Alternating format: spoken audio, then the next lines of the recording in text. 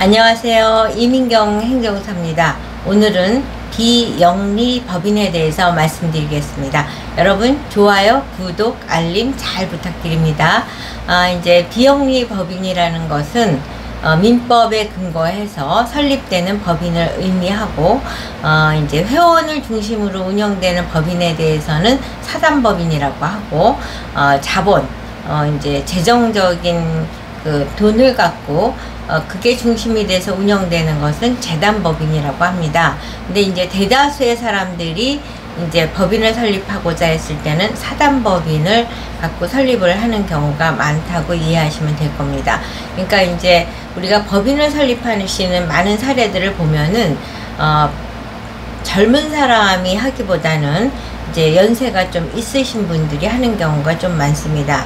이유는 이제 법인을 설립을 해서 어떻게 보면 최종 목적은 공익법인으로서 지정이 돼서 기업이나 개인이 후원금을 내면 그 돈을 갖고 법인이 각종 목적 사업을 운영하기 위한 첫발로 법인 설립을 하게 되는 경우가 많고 이제 법인도 각종 목적 사업도 하고 경제활동을 하는 법적으로 인정해주는 인격체에 해당이 되는 거기 때문에 이제 한 인간이 태어나는 것만큼 까다롭고 어려운 절차를 거쳐야지 그 법인이 대한민국이라는 사회 속에서 각종 사업도 할 수 있고 수입도 만들 수 있고 지출도 만들 수 있는 것이 이제 법인 등록입니다.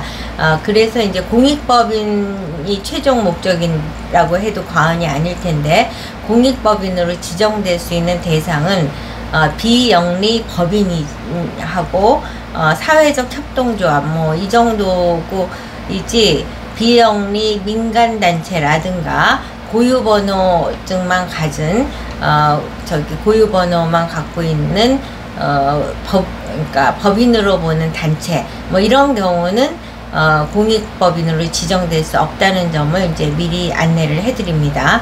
그러면 이제 본론으로 들어가서 이제 비영리 법인 그 중에서 사단법인은 이제 회원을 중심으로 하는 거기 때문에 그 부분을 먼저 오늘 소개해 드리겠습니다.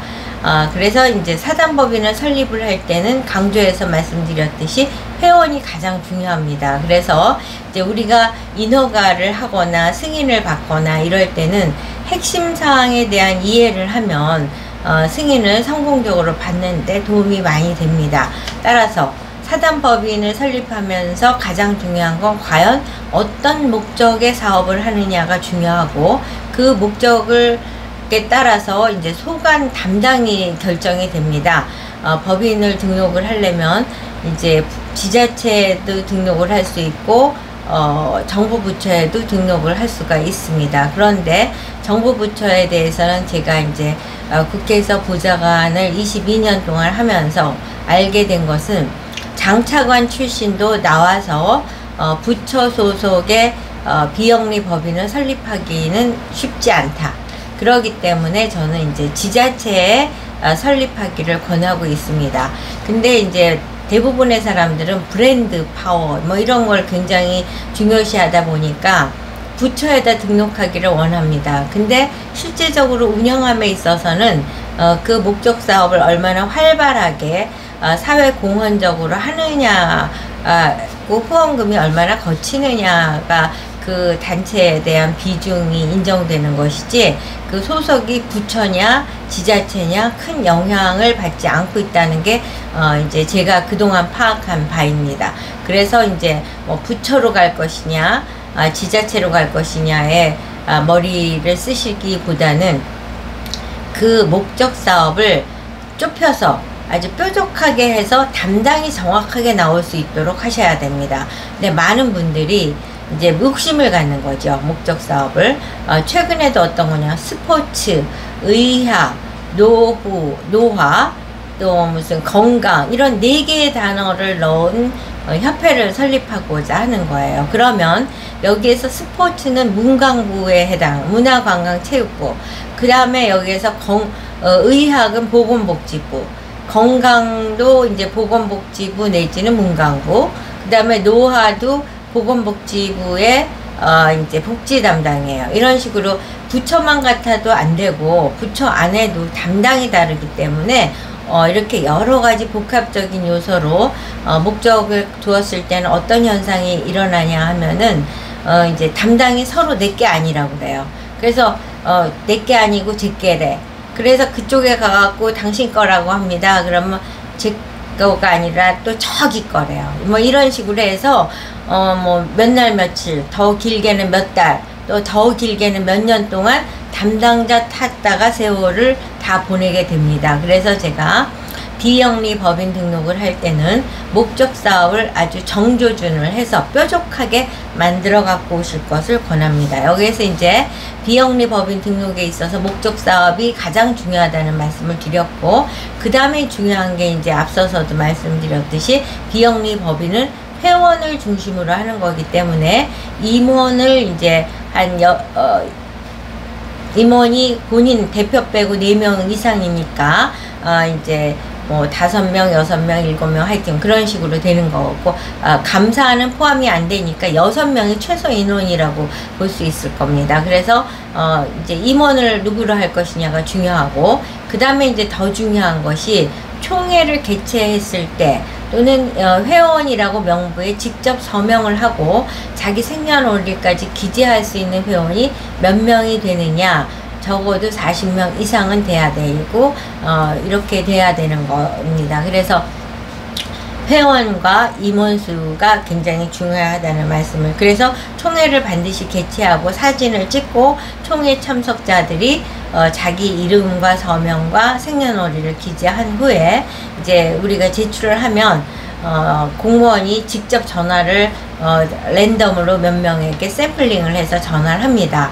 그래서 저는 그런 단체 모르는데요, 저 참석 안 했는데요, 이렇게 하면은 이제 등록이 어렵다고 봐야죠. 그만큼 회원이 중요한 겁니다. 그 다음에 이제 지자체별로 좀 차이가 있는데, 운영재산 서울의 경우는 2,500만원, 과거에는 한 5천만원 1억씩 하고 그랬는데 지금 이제 그 민간의 공익사업 참여율을 높이기 위해서 많이 다운이 돼서 운영재산이 적어도 2,500만원 이상이어야 된다는 것이 중요하고, 그 다음에 사무실이 있어야 됩니다. 사무실에 대해서는 건물주일 수도 있고 아니면은 임대를 했을 수도 있고 또는 전대를 했을 수도 있고 무상 임대를 할 수도 있습니다. 그래서 이와 같이 목적 사업을 정하고 임원, 또 총회에 참석할 참석자와 회원에 대한 명단, 그 다음에 운영자금, 사무실, 이런 것들이 준비되는 것이 가장 핵심인데, 이 모든 것을 서류로 입증을 해야 됩니다. 그리고 이제 총회 회의록도 만들고 그 다음에 이제 그 정관도 만들고 정관의 목적 사업도 기재하고, 그런 것에 임원들이 다 도장을 찍어야 되고, 그리고 모든 임원들은 주민등록 등본, 주민등록 초본, 이력서, 그 다음에 인감증명서, 인감 도장을 반드시 찍어야 되고, 모든 서류는 3개월 이내 발급된 원본을 제출해야 됩니다. 그리고 이와 같은 서류들을 그냥 대충 내는 게 아니라 이제 그 민법에서 기준해 있는 매뉴얼에 따라서 정확하게 순서에 맞게 도장도 위치에 맞게 해야 되고, 특히 정관이나 총회 회의록 같은 거는 간인을 찍어서 그 서류들이 그 뭐라 그럴까, 임원들의 동의가 없이, 총회의 회원들의 확인이 없이 임의적으로 수정되지 않도록 간인도 정확히 찍어야 된다는 것이 아주 중요합니다. 그래서 이제 비영리 법인을 등록을 함에 있어서는 회원이 중요하고 운영재산도 중요하고 목적 사업이 중요하고 이런 것들을 준비하는데 내용도 중요하지만 형식이 더 중요하게 그 도장 찍는 거, 문서의 순서는 어떻게 해야 되고 서식과 양식은 어떻게 만들어진 곳에 기재해야 되고, 이런 게 이제 전문가의 전폭적인 응원과 협조가 없으면은 통과되기 어려운 것이 비영리 법인입니다. 그도 그럴 것이, 이 비영리 법인을 승인받음으로써 공익법인으로 지정이 될 경우에는 후원금을 마음껏 거둘 수 있는, 제한 없이 거둘 수 있고 회계보고만 정확히 한다면 이와 같은 막강한 그 지원을 해주는 제도이다 보니까 비영리 법인 등록은 아주 까다롭습니다. 이렇게 해서 이제 승인이 됐다. 그러면 지자체에서 승인서가 나오고 여기까지가 이제 행정사가 도와드리는 일입니다. 그 다음에 그 승인서를 갖고 법무사님을 찾아가서 법무사님이 이제 그거를 법인 등기부 등본으로 만들어 주시고, 그 법인 등기부 등본을 만든 다음에 이제 고유번호증에 해당되는 사업자 등록증을 발급받아서 그 사업자 번호를 갖고 모든 경제활동이 가능해지는 겁니다. 그래서 기부금 영수증도 발급해 드릴 수 있고, 이와 같은 이제 비영리 법인을 많은 은퇴자, 또 연세가 있고, 또 사회적인 관심과 사회 공헌에 대해서 목적을 두고 있는 많은 분들이 지원을 해서 비영리 법인 등록을 하고자 한다는 점을 강조해 드리면서, 여러분 오늘 비영리 법인 등록을 무엇을 어떻게 준비해야 되는지 이해가 되셨나요? 좋아요, 구독, 알림 잘 부탁드리면서 오늘 영상 마치도록 하겠습니다. 여러분 안녕.